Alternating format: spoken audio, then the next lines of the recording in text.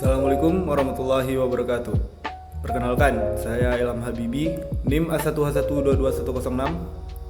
Di sini saya akan menjelaskan atau mempresentasikan tentang mata kuliah Fisiologi Olahraga dengan dosen pengampu Bapak Dr. Tri Bayu Nurito, MPD AIFO.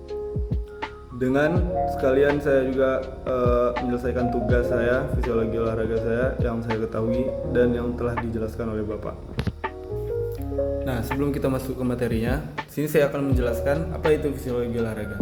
Fisiologi olahraga adalah cabang ilmu yang mempelajari bagaimana tubuh manusia memproses atau merespon dan beradaptasi terhadap aktivitas fisik dan latihan. Ilmu ini berfokus pada fungsi organ-organ tubuh seperti jantung, paru-paru, otot, sistem syaraf, dan sistem metabolik ketika tubuh melakukan olahraga, baik dalam jangka pendek maupun jangka panjang. Nah, jadi apa saja yang dipelajari dalam fisiologi olahraga tersebut? Yang pertama, kita mempelajari sistem kardiovaskular, yaitu fungsi jantung dan pembuluh darah selama latihan. Terus ada detak jantung, tekanan darah, dan aliran darah.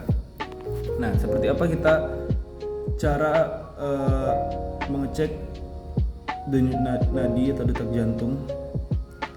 Nah, yang langkah pertama ini kita harus menemukan lokasi denyut nadinya, yaitu di pergelangan tangan, tepatnya urat yang ada di jempol. Terus dan ada juga yang di leher. Nah, di sini kita akan mengecek yang di pergelangan tangan bagian dalam dekat ibu jari, yang disebut nadi radial.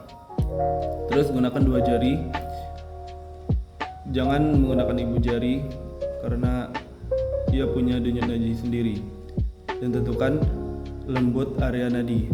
Terus gunakan stopwatch atau jam detik dan hitung jumlah denyut nadi selama 60 detik. Hasilnya langsung dalam BPM atau selama 30 detik lalu dikali 2. Bisa juga dengan 15 detik lalu dikali dengan 4. Contohnya jika kita menghitung 18 denyut nadi dalam 15 detik, maka 18 kali 4 sama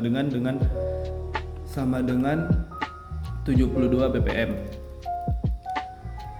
Di sini juga saya akan menjelaskan organ tubuh dari yang terbesar hingga yang terkecil dalam konteks fisiologi olahraga. Yang pertama ada sistem organ yang terdiri dari beberapa organ, contohnya sistem otot, sistem pernafasan, sistem kardiovaskular, dan sistem syaraf.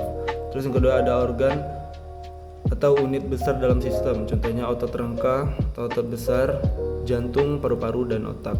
Terus yang ketiga jaringan, terdiri dari sel yang sama, contohnya jaringan otot, jaringan syaraf, dan jaringan ikat. Terus yang keempat ada sel, unit terkecil dalam makhluk hidup, contohnya sel otot, terus sel darah, dan sel syaraf. Nah, terus ada sistem respirasi, yaitu fungsi paru-paru dan pernapasan selama aktivitas. Terus konsumsi oksigen atau VO2 max, ventilasi, efisiensi oksigen, dan ada sistem otot dan muskuloskeletal. Otot dibagi menjadi dua, yaitu ada otot merah dan otot putih. Dan kinerja dalam olahraga dalam otot merah sangat efisien untuk olahraga daya tahan seperti maraton, bersepeda jarak jauh, dan renang jarak jauh. Sedangkan otot putih kinerja dalam olahraga dioptimalkan untuk olahraga kekuatan dan kecepatan seperti sprint, angkat besi, tinju, dan lompat jauh.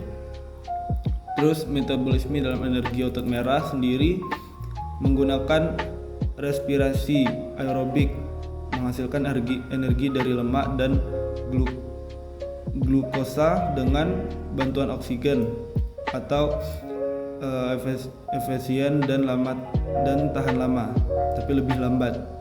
Terus metabolisme energi dalam otot putih menggunakan respirasi anaerobik, menghasilkan energi dari glikogen tanpa oksigen, cepat tapi boros energi. Terus kita juga mempelajari sistem saraf, koordinasi gerakan, refleks, dan kontrol motorik, dan adaptasi sistem saraf dalam meningkatkan performa olahraga, dan sistem metabolisme dan energi, proses produksi energi ATP dalam tubuh, dan sistem energi anaerob dan aerobik dalam olahraga. Dan juga ada pengaruh latihan terhadap tubuh, adaptasi jangka panjang seperti peningkatan stamina, kekuatan,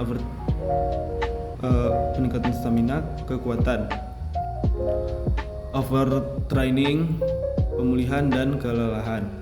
Terus juga manfaat mempelajari fisiologi olahraga, meningkatkan performa atlet, memahami cara melatih tubuh secara efektif dan efisien, dan menyesuaikan program latihan sesuai kemampuan tubuh. Terus mencegah cedera, mengetahui batas kemampuan tubuh dan bagaimana pemulihan yang tepat. Yang ketiga, mendukung proses pemulihan atau strategi pemulihan berbasis fisiologi untuk menghindari overthinking.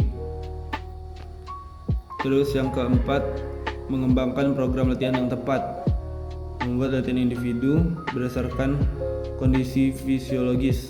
Yang kelima, meningkatkan kesehatan umum atau memahami dampak positif olahraga terhadap jantung, paru-paru, dan metabolisme. Terus yang keenam, membantu profesi terkait olahraga. Sangat penting bagi pelatih, fisioterapis, guru olahraga, dan tenaga medis. Baik, hanya itulah yang dapat saya sampaikan dan yang saya ketahui. Lebih dan kurangnya saya mohon maaf. Wabillahi taufiq wal hidayah. Wassalamualaikum warahmatullahi wabarakatuh.